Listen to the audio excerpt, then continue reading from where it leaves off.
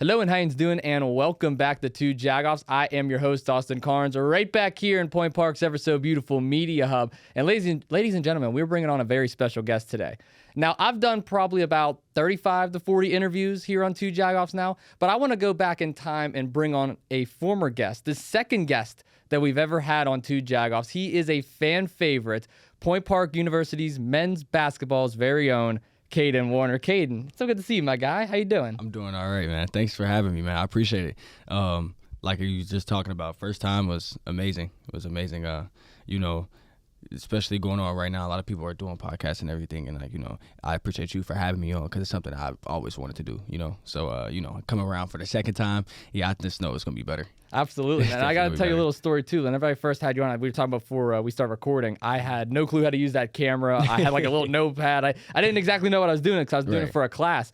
And I told myself, I was like, I got to start getting guests on. And I asked you to come on. And when I started marketing it, everyone was like, Austin, this is one of your best interviews out there. You got to do more of these. Yeah. So every week since I've had you on, I've had another guest on. Okay. And I finally figured out the camera literally the week after you came on. So I was like, we got to bring Kaden back. We got to run this thing back again. Make it a little longer. Because I think we hit like the half-hour mark last time? Yeah, about 30, 35 minutes. That's not bad. Yeah, it wasn't too bad. Yeah. Well, just as a memory refresher for the guests, you're a Point Park University men's basketball player. The season's coming up. I'm excited for it. I'll be on call for some of your games, so I'm definitely looking forward to it. How's the offseason been treating you? The offseason was nice this year.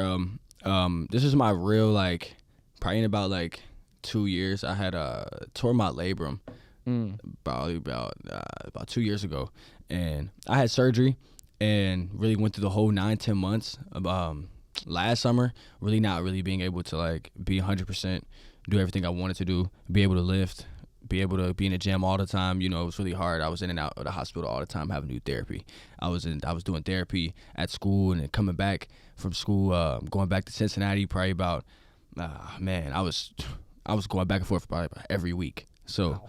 Yeah, so it was definitely tough, but, this summer, being healthy, being 100% healthy, it was nice to push myself and actually see what I'm going to be able to do and, be ready to raise the bar even higher. So, this offseason was definitely, it treated me well. Absolutely. And I mean, last year you guys had an impressive year as well. You guys made it all the way to the MEC tournament. Obviously, there was a 10-game losing streak towards the end of the year, which happened, but you guys still made it. You had an impressive showing in the finals. I wish I was there, but I actually had COVID that week, so I couldn't make it down to the tournament. What have you guys been doing all offseason to prepare for this year? Really, one of the big things was the camaraderie and our team morale. We wanted to, it was going to be a new group. We knew we were going to have we have our group of returners. We got about 4 of us. It's me, Aiden Anderson, Rob Keys, and Brendan Williams. And we all come back. We all just want to really set the tone for the new guys. And, we're I'm the youngest of the oldest. But, we really just wanted to set the tone for each other, let everybody know, hey, we're trying to come in, we're trying to do something,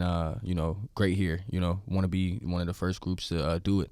So, last year we took our steps, going into the new conference and everything, that type of stuff takes time. So, really patient with it, so we're really coming at it this summer. We put everybody in the group chat early. We made sure everybody knew, hey, we're coming in, we're focused this year, no plan around this year. We'll make sure we get to it. And, that was really our biggest focus. I feel like being an athlete, everybody already loves the game and everything. So, I try not to be the one to, beat that in, I just want to make sure everybody is connected. Everybody's on the same heartbeat. And, I feel like that goes a long way throughout the season for sure. Absolutely. I remember last time you came on, too, you were talking about how last season you wanted to make everyone feel like a family. You wanted everyone to be connected, all go out to eat together, all hang out together. Yep. And you just want to build that team chemistry. Yeah. And not only are there so many new players this year, there's also a new coach coming on in, too, Coach Granditz. What's your thoughts on him so far? What's that relationship like? Man, he's a great guy. He's a great guy. He had us all over last week, made burgers, made hot dogs for us. We watched football last week, and, that was one of those moments for me that was, pretty big because, he's came in and he's kind of, piggybacked off the guys who've been here a little bit and, just got the feel of everything. And then, once we were able to create that relationship, we talk a lot about basketball. And then, when, practices and everything started, he really trusts us to, be the coaches on the floor and really take care of everything. And, when he steps in, but, he really trusts us and we trust him. And we know that he's a great guy and he came from a great place and he's gonna bring great things. He's going to do great things. And we all have the belief in it. And, we're ready to run through a wall for him. Absolutely. And I was taking a look at some of your guys' schedule this year. It's a bit of a rocky one, but I mean, you're still in the Mountain East Conference. Every Right. team is competitive as is. What's that preparation like going into this offseason? Obviously, you're taking on more of that leader role now. Yeah. You're one of the most established guys. You have a new coach, 3 former players returning, a lot of new players coming in. What's that process like? Well, this year, kind of like a first for me in my career. Our first 6 games are away this year.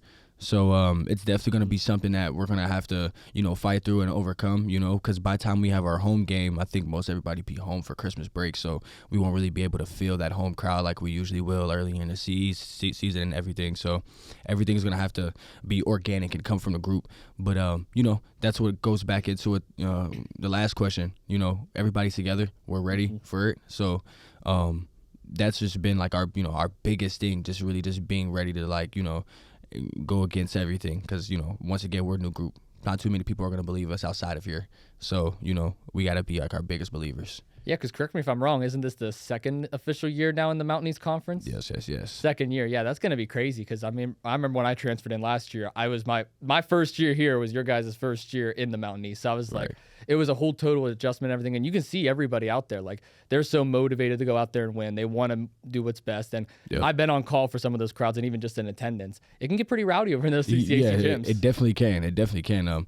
And for me, that's going to be really exciting coming back from the break. Just to be able to feel that home crowd. We have a lot of supporters this year. We have a lot of people who are excited to come out and watch us play, and I feel like we've done a good job with that also during the preseason. Like, everybody pretty excited. They want to know what's going on, and I think everybody's been doing a pretty good job as well with the media team and getting everybody out there. So. Now, I think we all know pretty much your story when it comes to basketball. You came on last time. You shared that you're from Cincinnati. You're a diehard Steelers fan, though, which is great. We'll get to that in a little bit, because I know they're actually doing pretty solid this year. My Cardinals can't say the same. But outside of that, you talked about your basketball career, your basketball journey, and you're one of the most fascinating players to me, because I've interviewed a lot of athletes. I've interviewed other basketball players. I've interviewed baseball players. I've even had former NFL players on. And my biggest critique with athletes, and you can probably understand where I'm coming from this, they're not open at all. They don't want to have these long discussions. They just give you like 3-word answers like, oh yeah, it's all about team chemistry. We got this. We're going to lock in. Yeah. It's like, okay, cool. What am I going to get from that? Like, give me a little more. And you're one of the few players that I actually brought on that will give me some context and give me some content. So I really do appreciate you on that. Yeah, of course. But I want to get to know you a little bit more, like outside of the basketball journey. We talked a little bit about your off season. What's some of the hobbies that keep you busy outside of basketball? Well, really, basketball is very time consuming. You really got to balance. That's one of my biggest things, especially when I'm talking friends, parents, anybody, on the outside. They ask me like, hey, how's your mental? Like, how's everything going? And for the most part, like, honestly, like, outside of there, it's just like, man, like, I love basketball so much. It's like it's really like kind of sprinkled into like my life when it comes to everything. So it's like, it doesn't really matter if I'm not playing basketball.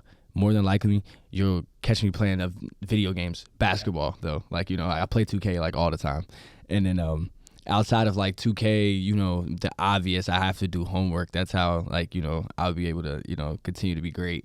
Right. I think anybody watching who is still in school should be doing their homework. You heard the man. Do your homework. Middle school, high school, especially high school, college, do your work. But yeah, outside of that, I'm a social person at like default, because I feel like I don't really like to, I don't know, I would say I don't really like socializing that much. Like, I don't really have You're a problem. You're an introverted extrovert, pretty much. Okay. Right. I feel like sometimes people put me in situations where I have no other choice but to speak. So it's like, but I don't mind it. I'm a very nice person. I'm not one of those type guys, like you said. I would never, but I like to hang out with my friends. I feel like I'm still young, so I still try to have my kid life here and there. Recently, as recent as I want to say June, late May, I just picked up on like golf. I don't know why. Oh, okay. But Steph Curry is my favorite player, so like probably for the past like 2 or 3 years, I just wanted to get into it. But like really, like this summer, I really like started. So like really, I'll just go to Top Golf randomly whenever I have like time. I'll just go and just. Hey, Top Golf with the boys late at night. You can't beat that. You can't beat that. You really can't. Those be like some of the best times and memories you'll definitely have. I've been trying to get my teammates to pick up on it and everything, but that's gonna take some time. But Get the coach, convince the coach, and you'll be solid. Yeah. Because if you get the coach on board, they'll all follow behind. Yeah. That'll be something that I'll just if y'all are watching this too, one day y'all are gonna look in the group chat one day, and coach is gonna be like, hey, we're going to top golf. Top golf. Yeah. And you know why? Just send them this clip. They'll know what's up. They know exactly what's going on. But yeah, that's usually the thing I do. And I watch a lot of sports. I watch a lot of like reruns. Like I'll go watch like a random finals game from '95, like just random. And you see, there's nothing wrong with that too, because you probably seen how into professional wrestling I am outside of Point Park. Like professional wrestling, that's my number one sport. Like I'm a wrestling commentator on the side. Yeah, I love interviewing wrestlers, getting into the storylines in the mix like that. So even outside of my internships and commentary and side hustles, I still kind of trickled that into this podcast. I trickled into the classroom. Right. I'm even wearing wrestling shirts. So I totally understand where you're coming from with basketball, because you want to kind of separate yourself from basketball sometimes, but at the same time, it's still always going to be a part of you, because that's how much you love it. Yeah, sometimes you need that break. Sometimes when you go 2 or 3 straight weeks and you've just been grinding, sometimes it's really good to just take about a day or two and just relax, watch some TV. I'm a big TV guy. Big TV guy? Big TV guy. Got a favorite show right now? Right now, my favorite show, oh man, probably it would have to be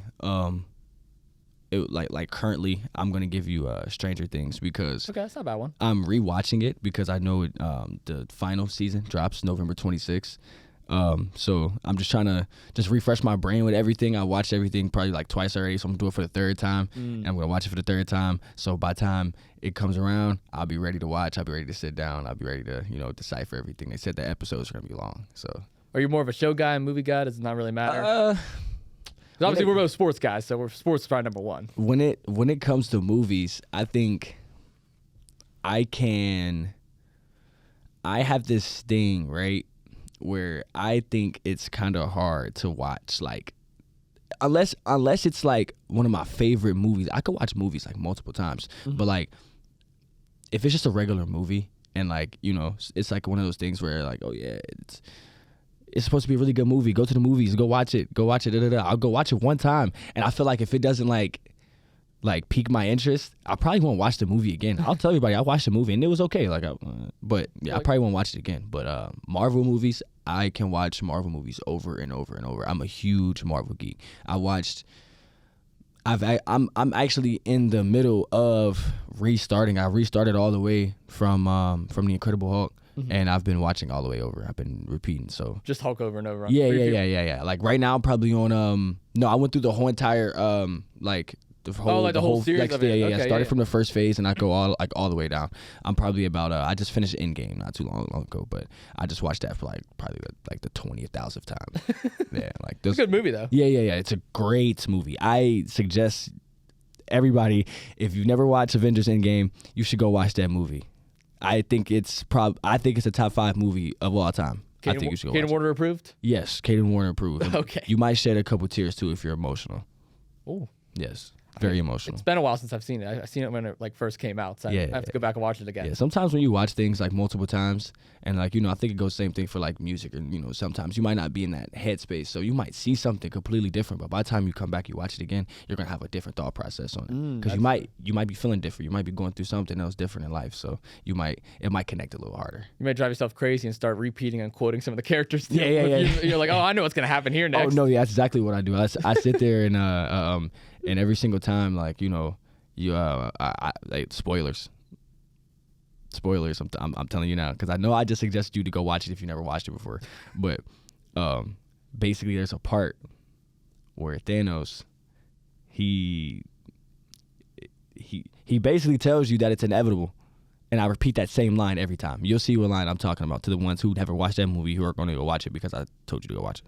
It's a classic line. Yes. It's a classic line. Classic line. I just watched Happy Gilmore 2 for the first time. Oh, I've never watched Happy Gilmore. Not even the original? Not even the original. You got to. I mean, you're in the golf now. You would love it. Oh, it's a golf movie? It's a golf movie. It's Adam Sandler, right? It's Adam Sandler. Okay. Yeah. You see Waterboy at all? It was the football movie? I want to say that was maybe one of the movies that I probably woke up in the middle of the night and just seen it running on TV. That makes sense. So I probably watched it, and I'll just go back and watch it. I recommend Happy Gilmore. The original one is good. Okay. I mean, Happy Gilmore 2 is more the cameos, because they got Travis Kelce in there, Bad Bunny's in there. They got a bunch of celebrity appearances. Cincy native, there we go. Travis Kelce. Cincy native, there it is. Yep.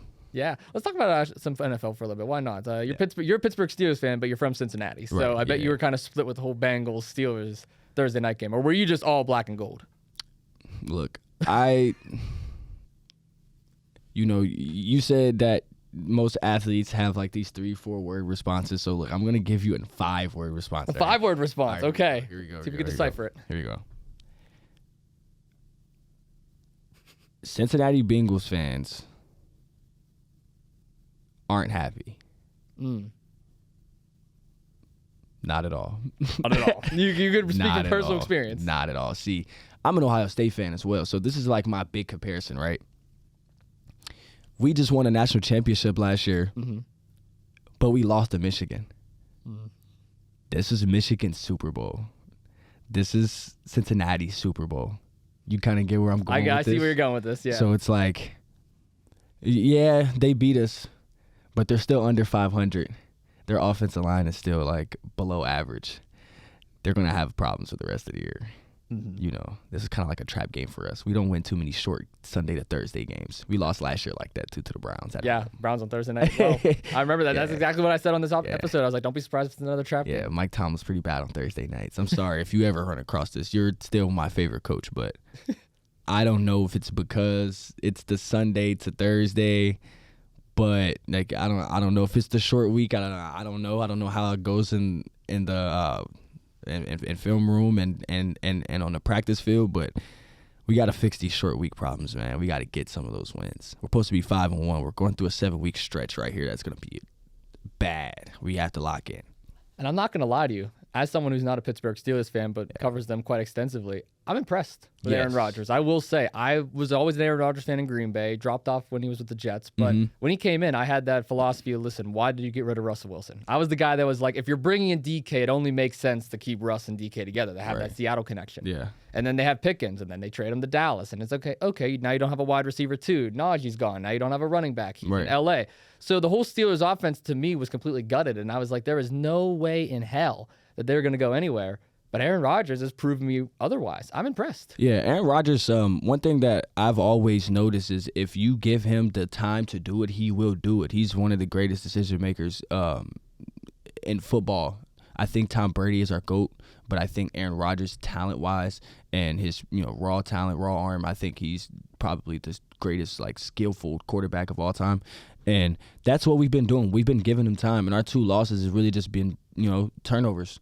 In both of the games, he threw 2+ interceptions. And, once you give somebody the opportunity to do it, that's what we're going to do. But I do want to take this moment to give Jamar Chase his flowers. Okay. Because I am from Cincinnati. So I will say, and I have been telling my friends this as well, because a lot of people don't want to believe it just because of the start that they came to. Jamar Chase is the best wide receiver in the NFL right now. And I don't even think it's close. I agree. I think it doesn't matter what coverage you throw at him. Doesn't matter if you press him. Doesn't matter if you put him cover 2, cover 3. It doesn't matter. 5 yards off, 10 yards off, press him, he's going to get open. So I love you, Joey. I love you, Darius. And I love you, J-Ram.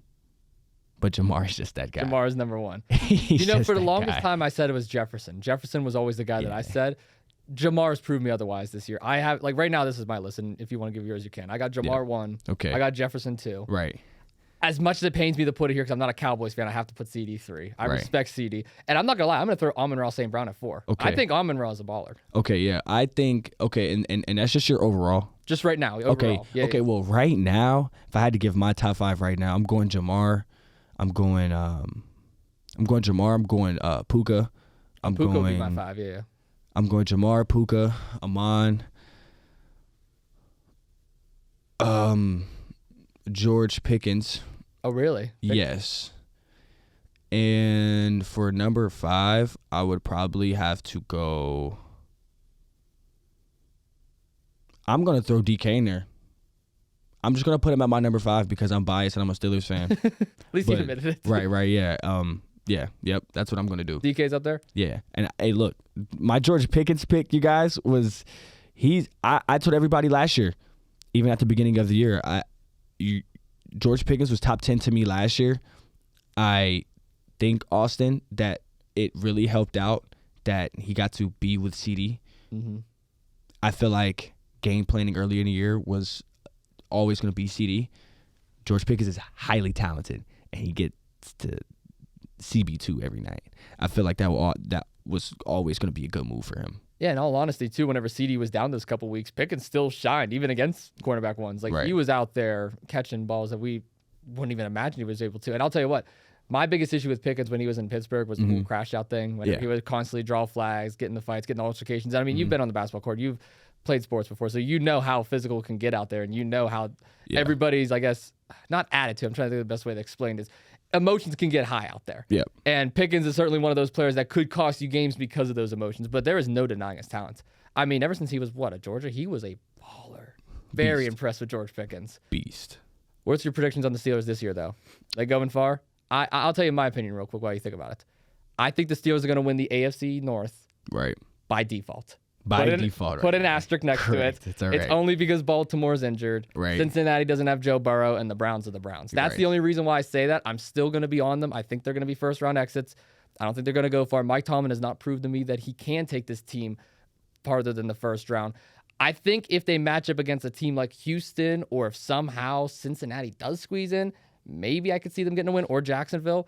But I don't see them going any other farther. Yeah. So every single year, there's always we start off like this, you know. We start off like this, everything's well, and we play well enough in the first half of the season to push us into playoffs. This year, I'm gonna say, and this is actually no bias. I remember last time I said this. This is my true opinion, but I truly think that the Steelers have a real chance. Like, and the only reason I say this is because I don't see any AFC frontrunners this year. I don't see the typical Patty Mahomes show. I don't see the typical Josh Allen show, right? Right now, the Jaguars are the best team. Jaguars and the Colts are the two best teams in the AFC right now, and I feel like they don't have the weapons that we have to deal with the Bengals, you know? I feel like we'll be able to really shut some of those offenses down or just slow them down. And our biggest thing this year is that we're scoring touchdowns. You know, last year we were getting inside the 30 and it's Chris Boswell time. So this year it's like, okay, Aaron Rodgers is inside the 30 and hey, we're going to score a touchdown this year. And we sprinkle Jalen and Kenneth pretty well in the red zone, and we do a pretty good job on that. And I am very, very confident that if we can make the playoffs, we could. I think we could actually shake some things up this year. I'm not gonna per se throw a Super Bowl out there. That would be amazing, but I definitely think we're going to get past the first round this year. And depending on the matchup and where we are, considering that we are going to win our division, we might get some of that luck. I think we can make the AFC Championship. Really, that far? Yeah. I'm pretty confident on it. You know, I feel like right now we're 4-2, and I don't think we've even scraped our best football. You know, any team that's ever been a football team, any team who's ever been a team, everybody peaks. You know, there's always this is the best of it ever. You know what I'm saying? Have we played? And mind you, this is a new group. 6 games. Everybody had us wrote down for. I'm Dan. I don't know your last name, but you're yeah. You said we're gonna be 0-6. 0-6. I stamped it. We got the receipts. I'm going to find this, but I am pretty sure you were on air and you said we're going to be 0-6 by week. Dan 7. Orlovsky, right? Yes, that's his name. Not Dano. Yes. It took me a second. I was like, Dan Orlovsky? 0-6. Yes. He's the same guy that ran out of the back of the end zone for Lions. So he's the same guy that ran out of the back of the end zone. 0-6 is insane. Yes, though. 0-6 is actually crazy. I watched it live. Like I watched it with my own eyes. Nah. Yeah. I can't believe that. And he's the same guy that likes Aaron Rodgers. Yeah, right. Yeah. I think last week he was just giving him his flowers, but you know how that goes. Yeah, they change up every single time. Every single week. Well, here, I'm not going to change up on you. I respect the Buffalo Bills still. I know that Josh Allen's on his 0-2, but I have a feeling they will find their footing when it comes playoff time because their biggest kryptonite was Patrick Mahomes. 0-4 against Mahomes in the playoffs. Yeah. I don't know if the Kansas City Chiefs are really gone, though. I feel like a lot of people are hating on them too soon because here's the thing. Right. They didn't have Rasheed Rice the first couple weeks. They just got him back. He got 2 touchdowns in his returning game. Yep. Xavier Worthy has been on the uprise. They're finally establishing a run game with Pacheco. Obviously, Hunt's hurt now, so hopefully he's good. But they have Smith in there, a young rookie who seems to has talent. Yep. I'm not gonna lie to you. I'm actually pretty excited to see where the Kansas City Chiefs go. If the Steelers match up against them, I feel like that's gonna be the one team that knocks them out. Yeah. They just, I guess they'd have made like a little like nickname for them. It's not really like a name. They call them the 415. 415. Yeah, Rasheed, Xavier Worthy, and then Hollywood Brown. Hollywood Brown, because their numbers are 415. And I don't know. I mean, we'll see. I'm actually a Pat Mahomes fan. Like, you know, like not as like a fan, but like I don't mind him. I think he's pretty good. So you know, here and there, but from what I've seen these first couple weeks, you know, things could change. Yeah, I'm not really impressed with anybody other than probably the Detroit Lions. Yeah, they're good. Yeah, Detroit Lions are probably just the standout team right now. If I had to pick, probably be the Detroit Lions. They're pretty. That's your Super Bowl. good. Who do you have them match up against?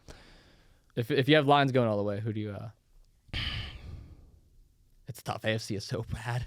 Yeah, that's what I'm saying. Right now, it's just kind of up in the air. But like once again, I'm just gonna go Detroit and Steelers. Okay, Detroit Pittsburgh. Steelers. Yep. And Detroit gets the win. Nah. No, Pittsburgh gets the win. Yeah, if I have to pick, I'm gonna pick the Steelers. Okay, you're gonna pick the Steelers. Yeah, Why damn sure ain't picking the Cardinals? They ain't making it to the Super Bowl. My Cardinals are off. I will say I like Marvin Harrison Jr. Glad we got him out of Ohio State. Yep, He's a star. Yeah, I think he's gonna be pretty good. Unfortunately though, I feel like he's gonna end up getting like the back burner out of all the Ohio State wide receivers because man, I feel like that's a pretty big topic right now too, right? LSU and Ohio State wide receivers. Who's wide receiver you? And I'm gonna pick Ohio State every time as well. I'm gonna agree with you. I'm gonna agree with you. Because right now, man, look, JSN and Amika are playing out of their minds. Give them Darnold and Baker, and I mean, look at them cook. They are playing out of their minds. And I like Marvin Harrison Jr. Don't get me wrong, but man, I think Jeremiah is going to be a beast. Mm-hmm. I think Carnell's going to be a beast. I think all the young guys who are already up and coming are going to be a beast. We're forgetting about Terry. As soon as he comes back, you know, he's been Washington's best wide receiver every game. I mean, right now, you know, the staff of the New York Jets will always be the New York Jets, but Garrett Wilson is a beast. Best player on the team. So yeah, I don't think, and you know, of course, once again, Jamar Chase gotta give you your flowers. JJ, you gotta give you your flowers. Any of the guys who done their thing back in the day, Jarvis, Brian Thomas OBJ, Jr. He's yeah. He's all right. I do like Brian Thomas.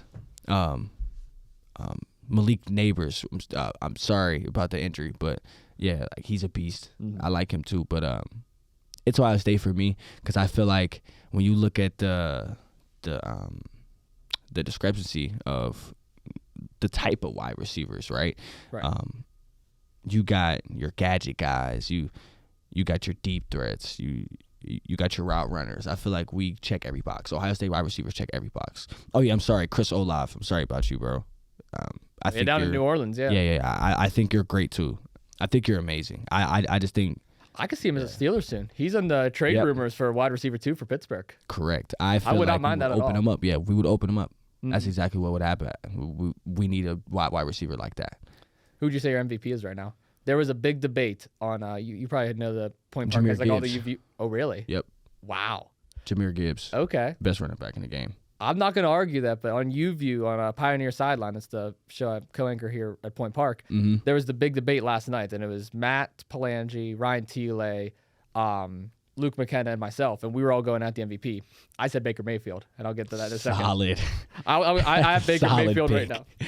And then they had pick. Matt, of course, had Dak Prescott. I don't know if you know Matt Palangi or not, but he's a avid Dallas Cowboys lover. Of course. That's how Dallas Cowboys fans act. Exactly. That's what I'm saying. It's like their personality delusion. And Nick Brown, who you're going to meet after the recording, my co-host on Steel City, he's also a Dallas Cowboys fan. He has them going all the way to the Super Bowl. He said it's a 95% chance of winning. And I said, you're high.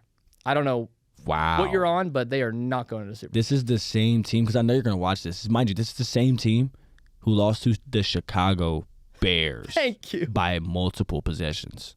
Let's not forget the Panthers game, the Packers tie, the Giants overtime, barely win. Like, come on. That's Cowboys fans. It's like Cowboys fans, wall. That's what you're talking to. You're talking to a wall when you talk to Cowboys fans. I deal with it every week. Kaden. It's awful. Every week. Almost every day, actually. Yeah, I don't know how you do it. I don't either. I would just start ignoring them.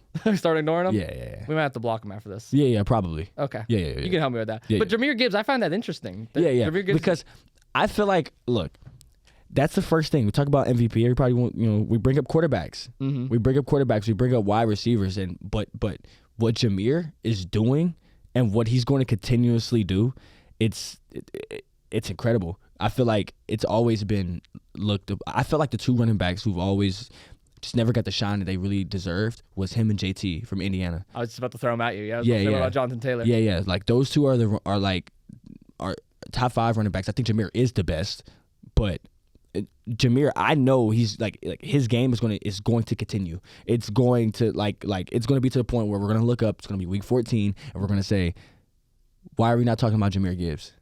Yeah. It just doesn't make sense to me. Especially with a game like, what happened the other day, like J-Mo, 2 targets, no yards. And you go through the rest of the wide receiver core, and it's really just Amon.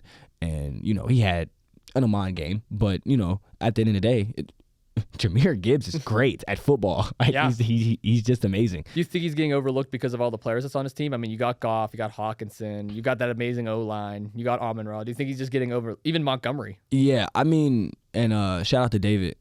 He went to Mount Healthy in Cincinnati, Ohio, with right down the street. His offensive coordinator was my head coach in football. Wow, so, small world. Yeah. When I was coming up through football, he was my guy. Like I watched him do everything. I watched him. He was the running back. I watched him play quarterback for a year. I watched him be a punter for a year. I watched him kick the ball off for a year. I seen him return the ball for a year. Yeah, no, David's amazing. He's in a great situation right now. Me personally, I wouldn't leave Detroit, and he's a great appreciative person, so I know for a fact he's probably not anytime soon. So he doesn't let everything get to him. But did you see the clip of him online talking to the one Cincinnati coach? Yeah, hey, welcome home, and he was all happy about it. Yeah. He was actually that was the first time he played back at home. Yeah. Like that was his first time being back home since he was at home, and that was huge. And honestly, it was ironic because that week UC beat Iowa State in Cincinnati on Saturday, and then Sunday Detroit plays Cincinnati. So that was, that was huge. Crazy. Yeah.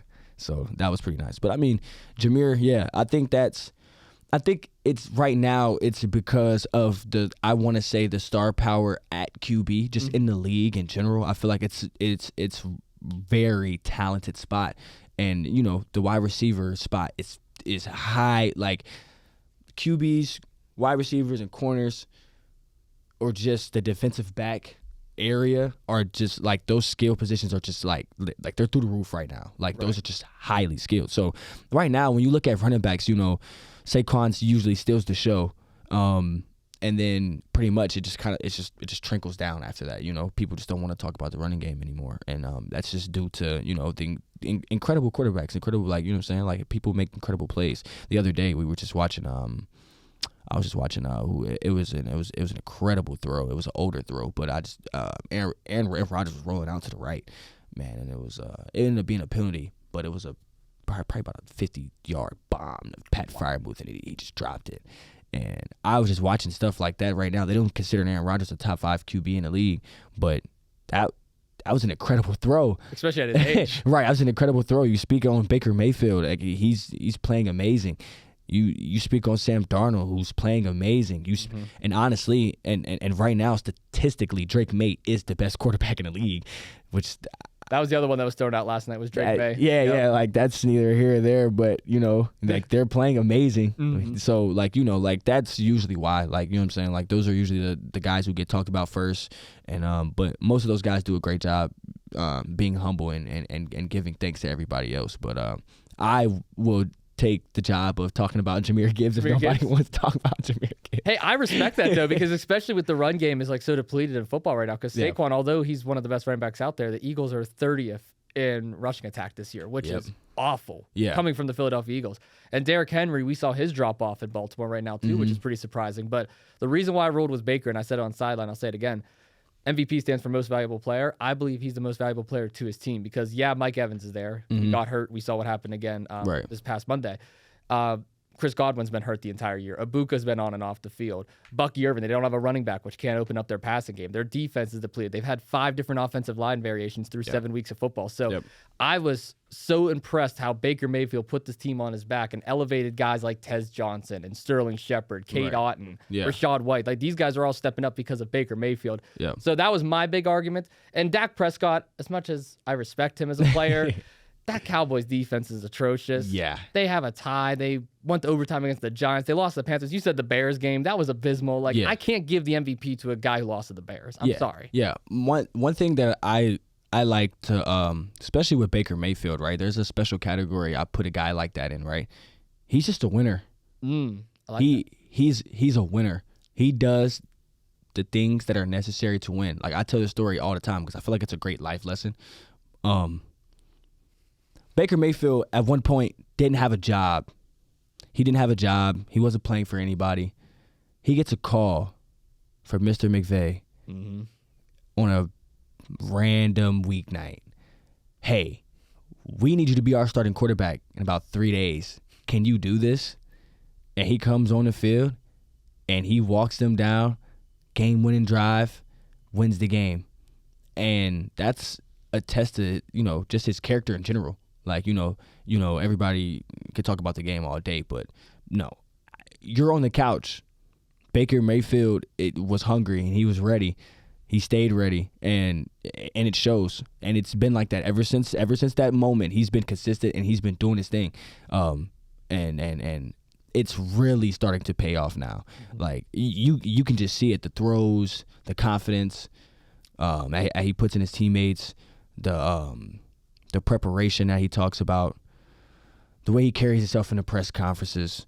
Baker Mayfield just believes that he's that guy right now. And, that type of stuff, that's why I don't mind that Baker pick. I really don't. Like, I really like what he's standing for right now for a lot of people. And I feel like that definitely should be on notice for sure. And he has that swagger, too. Yeah. Every time he gets up, he'll get in your face. He'll tell you what he feels. High level, ultra competitor. Very competitive. Ultra competitor.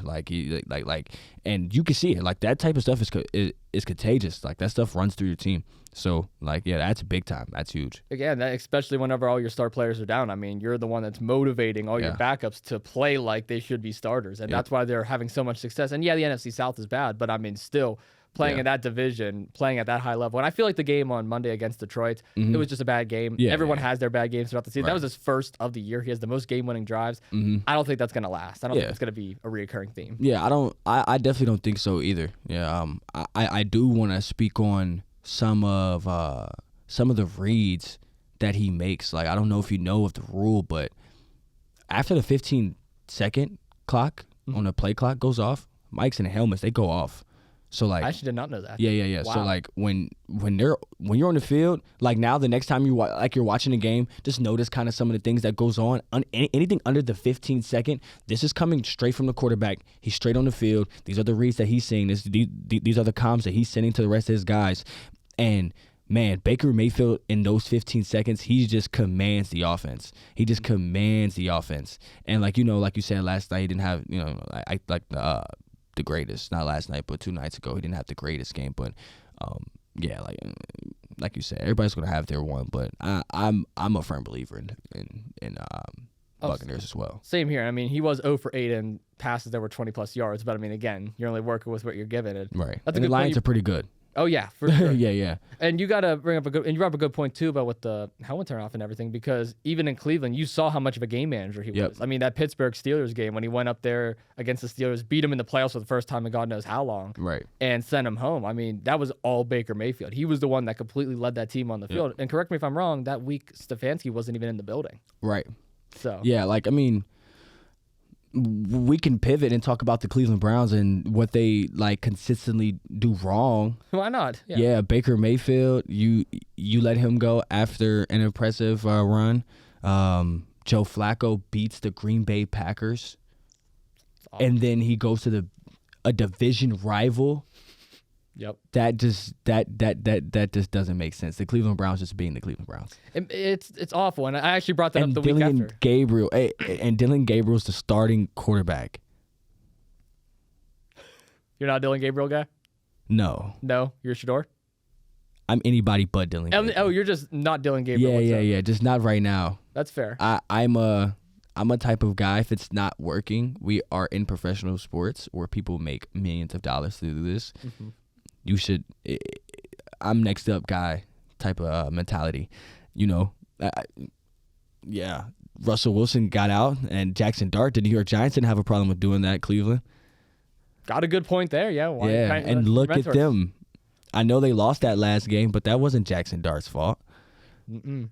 It wasn't. Talk about you're supposed to have Thibodeau and Brian and Sexy Dexy and giving up all those touchdowns like that. That's not your fault, Jackson Dart. No, not at all. And I'll give Cleveland some rare credit here, too. I was okay with them getting rid of Flacco. Right. Just because you have Gabriel, you have Sanders, and you have 2 first-round picks next year. Right. So I was okay with them getting rid of Flacco in the sense, okay, let's see what we have out of these 2 guys. Let's see what we have out of Gabriel, see what we have out of Shador. And if we don't have somebody, we'll go up and get him next year in the draft. Yeah. Why the hell are you trading him to a division rival? Yeah, I don't know. Cincinnati of all teams? Out of all teams. Like, you could have sent him to the Saints. You could have sent him to the Panthers. Panthers are looking for a backup. Why couldn't you send him somewhere else? I don't know, man. That's the part that made no sense to me. And I came on this show and I said that. I said, why are you trading him to a division rival? Next week, they beat Green Bay. Sometimes I think, like, you know, maybe if I was in the front office. Kaden Warner is the GM of the Browns. Yeah, Cleveland might win 9 games next year. 9. Yeah. Okay. That's they have talent. They got a great defense. Yes. Great defense. Yes, great defense. Are you a Myles Garrett or TJ Watt guy? I'm a Steelers fan. I will always be TJ Watt. I was trying to catch you. You weren't going to catch me. Myles is great, but the versatility of TJ will always be the apple of my eye, always. Okay. Yes, because I feel like, you know, I think he's listed as a linebacker. Yeah. So I feel like that already shows, like, you know, he's just amazing. I watched him cover multiple running backs out the backfield. I've watched him make a lot of plays out of the ordinary. A lot of plays where he was supposed to be rushing, he's batting the ball down. Mm-hmm. He can just find the ball. He's out of the play. It's a read option and goes the opposite direction. He chases the guy down, punches the ball out. Like, TJ Watt is just a go-getter. He's just an animal. So TJ's your guy. He's just an absolute beast. I feel like if I'm JJ, I would be jealous. Oh, really? Okay. Yeah. TJ's better than JJ. TJ's better than JJ? Yeah, He's a future Hall of Famer. I'll give you that. Yeah. TJ. And I feel like he has a lot to go. Oh, yeah. Especially in this new era, people need to stop getting used to football players retiring at 29 and 30. Mm-hmm. TJ is going to be doing this like Cam Hayward. He's going to be here forever. He's going to be here forever? Yeah. I can see him retiring as a Steeler. I don't think he's He's not going to go anywhere. As long as they take care of him, he'll be fine. He's going to produce. It's TJ Watt. Unless it's like a last year thing and he just retires somewhere like JJ did with Arizona. Like, that's the only way I could see it, but I don't see him. Yeah, we took the route of, like, you know, tending to our defense once again. You know, Derek Harmon with a pickup, you know. That's a good pickup. Yeah, I'm O-State guy. Jack Sawyer, I was lovely. Great to see. So I don't Will Howard too. Yeah. Even though he hasn't played yet. But it's all right. That's gonna come. I believe in Will Howard.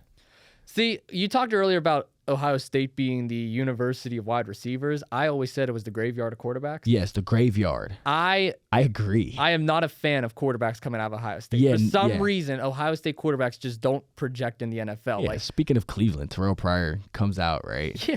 Has like one of the greatest wide receivers from a quarterback standpoint.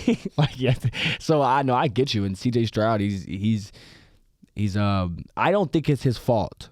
You don't think his offensive line is horrific. It is. I watch him run for his life every single week.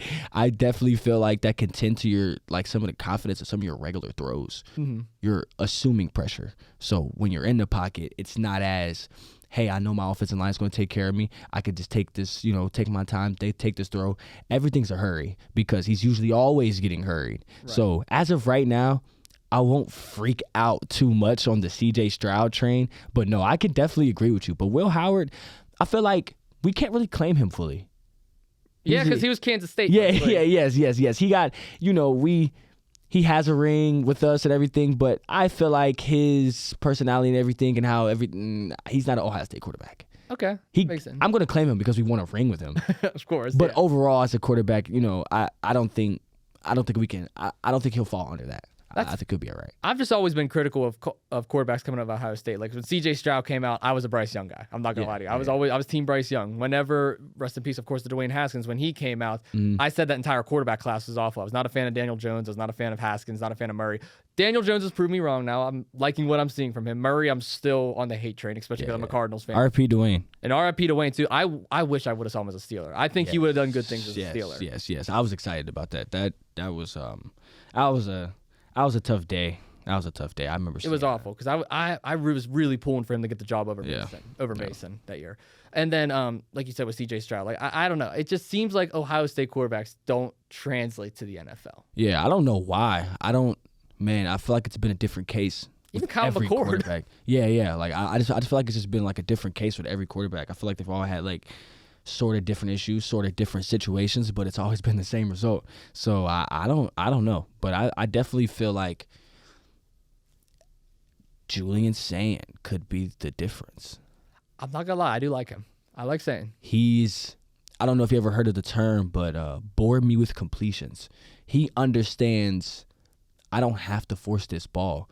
And I feel like with him having weapons like Jeremiah and Carnell Tate and Brandon Ennis, I feel like he's doing a great job with understanding, like, because I mean, me personally, if I have, you seen the catch that Carnell made, like it's if I had somebody like that, I would probably force the ball sometimes, right? But no, he does a really, really good job with understanding. Hey, we can get this. We're going to get this. I'm going to take this. I'm going to take this. I'm going to make sure we get this first down and we're going to move. And he plays great football. And that's something that I noticed that when it comes to like a natural thing when somebody comes in and they're playing, that's like a great thing. That you never want to be the quarterback to he had 400 yards, 2 interceptions. You know, you're giving the ball up. You know, possessions matter, especially in high level Big Ten football like that. So right now we're going to ease into it, but yeah, I'm a Julian Sand fan right now. Do you think Ohio State's gonna go back to back? Yes, back to back. Back to back? Yeah, like right now,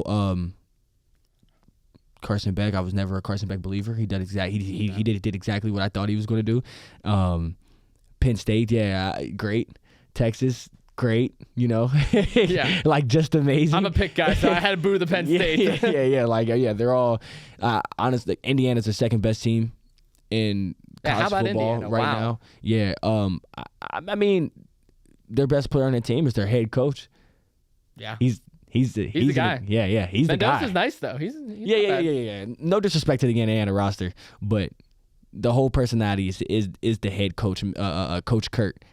I like him though. I like the fire. I like the feistiness, but go Buckeyes. Go Buckeyes. All right, well, there it is. Go Buckeyes. Go Buckeyes. So you got Ohio State back-to-back. You got Pittsburgh over Detroit in the Super Bowl. Yeah. Love it. Yep. Well, Kaden, I do want to say I appreciate you so much for taking the time to come on the podcast. Again, I'm excited to see you play this year. I'm excited to see what Point Park University is. I'll be right there on the sideline watching you guys. Yes, sir. I'm going to give you the chance as the first, well, probably second or third, actually, returning guest on the podcast. Any final words you'd like to leave with the audience? Last night, the NBA season kicked off. And I'm a Steph Curry fan. I'm a Warriors fan. And we are 1-0 with 81 games left. And this will be his 5th ring. This is the year for the Warriors. This is the 5th ring. This is the 5th ring. Last year, all you Warriors haters got lucky. Steph Curry got hurt in game 1. Minnesota knew it, that they were going to lose in 5 or 6 games. We won the season series last year with OKC without Jimmy Butler. OKC was going to be shaking in their boots. This year, it happens.